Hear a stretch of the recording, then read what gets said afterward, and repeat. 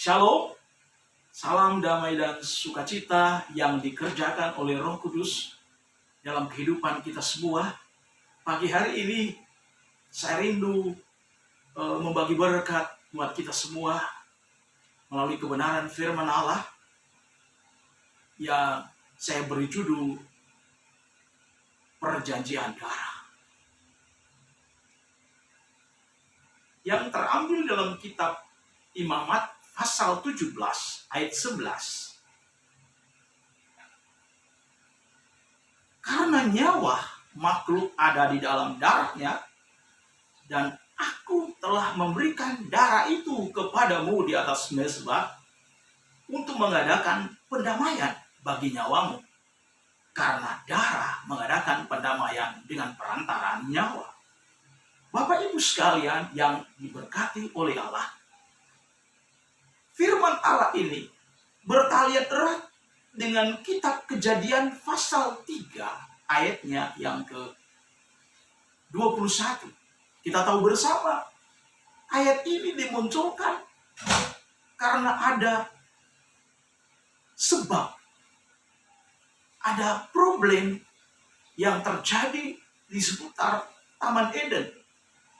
Di sana Adam dan Hawa ditempatkan oleh Allah di sebuah taman di Eden penuh dengan kemuliaan. Namun satu hal, satu syarat yang mereka harus penuhi, mereka harus merawat taman itu dan mengusahakan taman itu. Artinya apa, Bapak Ibu sekalian yang dikasihi Tuhan? Di sana ada perjanjian darah. Ketika terjadi sesuatu yang seharusnya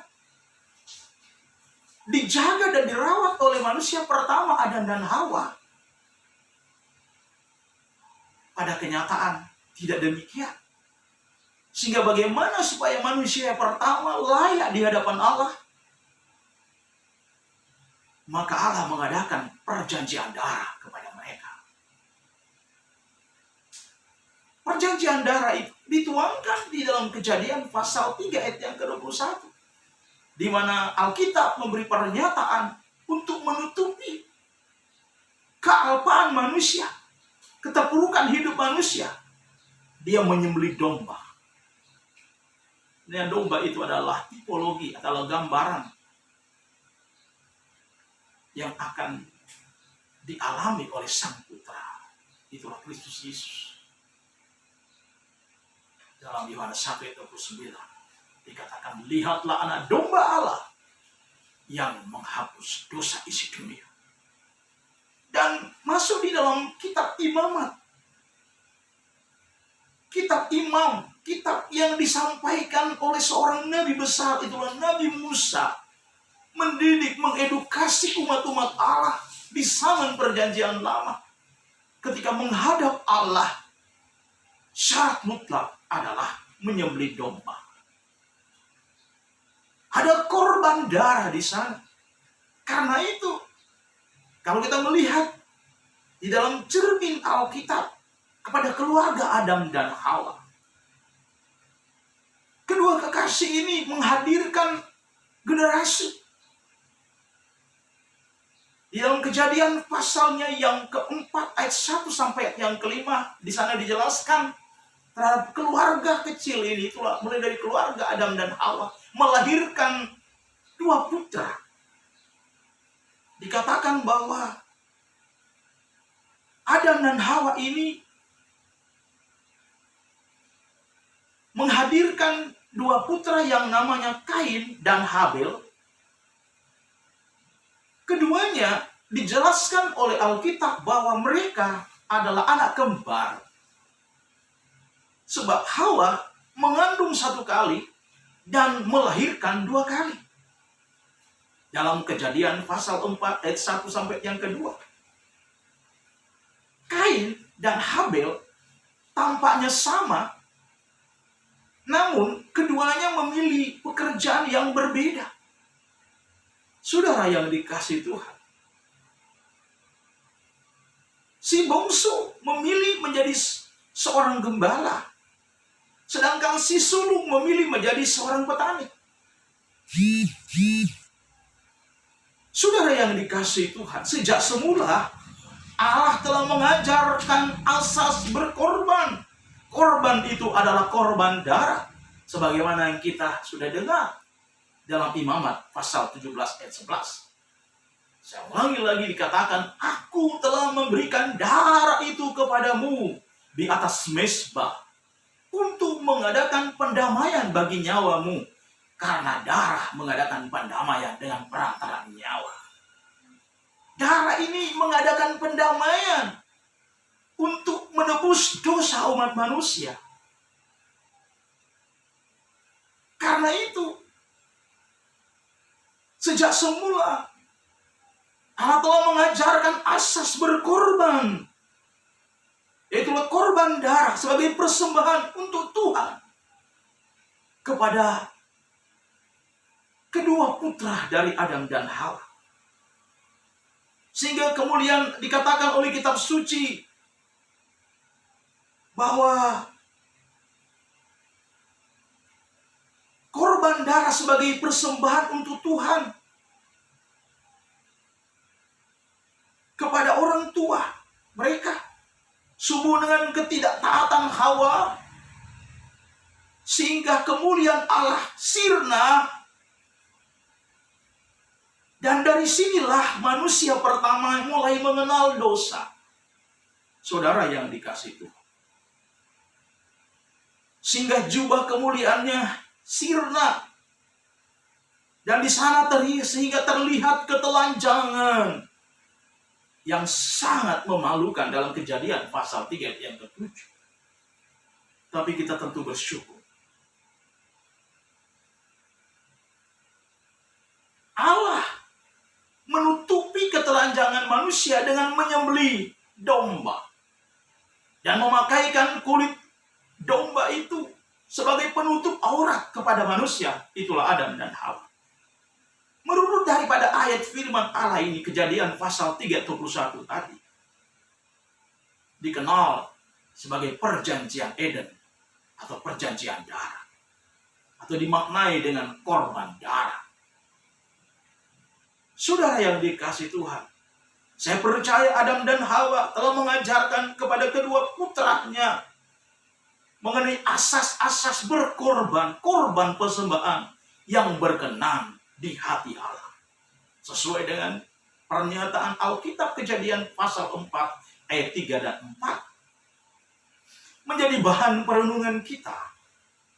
Mengapa Tuhan lebih mengindahkan korban persembahan Habel, sedangkan korban persembahan Kain atau si anak yang sulung tadi ia tidak berkenan? Pertanyaan berikut, mengapa Allah menerima sebuah persembahan dan menolak persembahan yang lain? Kita perlu belajar kepada Habel. Alasan utama Allah berkenan menerima korban persembahan Habel, pertama karena ia belajar dari pengalaman orang tuanya dalam hal asas membawa korban persembahan darah. Yang diajarkan Allah dalam Kejadian pasal 3 ayat yang ke-21 jelas. Itu adalah gambaran atau tipologi merunut kepada perjanjian Sang Mesias. Itulah Kristus Yesus.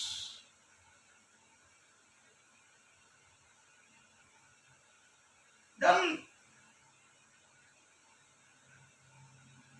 alasan utama Allah berkenan menerima korban persembahan Habel karena ia belajar dari pengalaman orang tuanya dalam hal asas membawa korban persembahan darah. Yang kedua, karena iman dan ketaatannya kepada Allah, sehingga ia mempersembahkan korban persembahan yang terbaik bagi Tuhan, dan ia berkorban kepada. Dalam Ibrani 11 ayat yang keempat dikatakan dia berkorban yang terbaik untuk Tuhan. Yang ketiga, mengapa korban persembahan Kain atau si sulung tidak berkenan di hadapan Allah? Karena Kain tidak jeli, karena Kain tidak peka akan firman Tuhan, dan dia tidak mau belajar dari pengalaman kegagalan orang tuanya mengenai asas berkorban. Persembahan yang telah diajarkan Allah pada mereka yaitu korban darah. Dalam Kejadian pasal 3 ayat yang ke-21 dan Keluaran pasal 12 ayat 13. Selain itu, karena hati Kain tidak lurus, tidak tulus. Dalam Kejadian pasal 4 ayat yang ke-7 dia melakukan hal yang mendukacitakan hati Allah. Dia sudah tahu untuk supaya ibadahnya menyukakan, menyenangkan hati Allah, yang Allah rindukan adalah menyembelih domba, berkorban darah. Tapi yang dia lakukan, dia berkorban adalah tanaman. Padahal dia sudah menyadari bahwa korban yang berkenan kepada Allah adalah korban darah.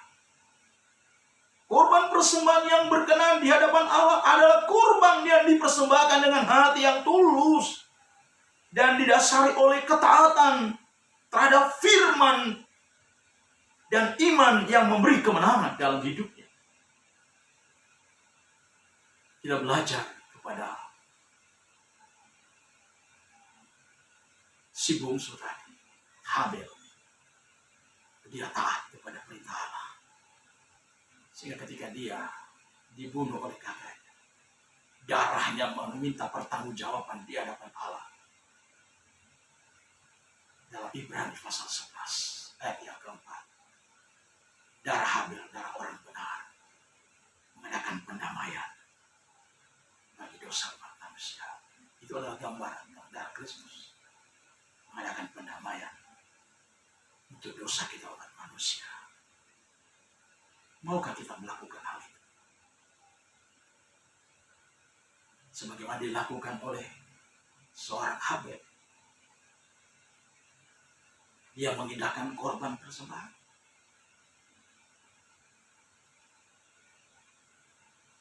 Allah menerima persembahannya. Karena pertama ia belajar dari pengalaman orang tuanya. Masalah dalam hal asas berkorban yang diajarkan Allah adalah korban darah. Dan yang berikut dikatakan bahwa karena iman dan ketaatannya kepada Allah, sehingga ia mempersembahkan korban, persembahan yang terbaik bagi Tuhan dan berkorban kepada Tuhan. Berkorban yang sangat baik dan sempurna, sehingga pengorbanan diterima di hadapan hadirat Allah. Demikianlah firman Allah yang saya bagikan buat kita semua pada pagi hari. Mari kita tunduk kepala, kita berdoa. Bapa surgawi, dalam nama Tuhan Yesus Kristus, kami bersyukur kepada kami mendapatkan kembali kebenaran firman Allah yang mana akan mendidik kami, mengajar kami supaya kami memahami dan mengerti ibadah yang harus yang kami lakukan. Ibadah yang benar adalah melakukan apa yang menjadi kehendak dalam hidup ini. Bukan melakukan apa yang menjadi kehendak kami. Kami berkorban sebagai wujud dan rasa syukur kami kepada-Nya. Sebab Engkau sudah berkorban buat kami. Terima kasih Bapa. Kiranya kebenaran firman Allah ini boleh terpatri dalam hati kami. Dan kami boleh merenungkan kebenaran firman Allah ini. Dan setelah itu kami mengaplikasikannya dalam hidup kami. Baik kami pribadi, dalam berumah tangga, dalam kami berjemaat, dalam kami di tengah-tengah masyarakat. Kami boleh menjadi terang, menjadi garam, menjadi berkat bagi dunia ini. Sehingga nama Tuhan senantiasa dipuji, dipermuliakan melalui gaya hidup kami sebagai umat-umat Allah. Sempurnakanlah kebenaran firman Allah yang kami telah sampaikan pada pagi hari ini dan doa yang kami naikkan kepadamu Bapa pagi hari ini. Di dalam nama Tuhan Yesus Kristus, Tuhan dan Juru Selamat kami sudah berdoa dan mengucap syukur. Haleluya, haleluya, haleluya. Amin.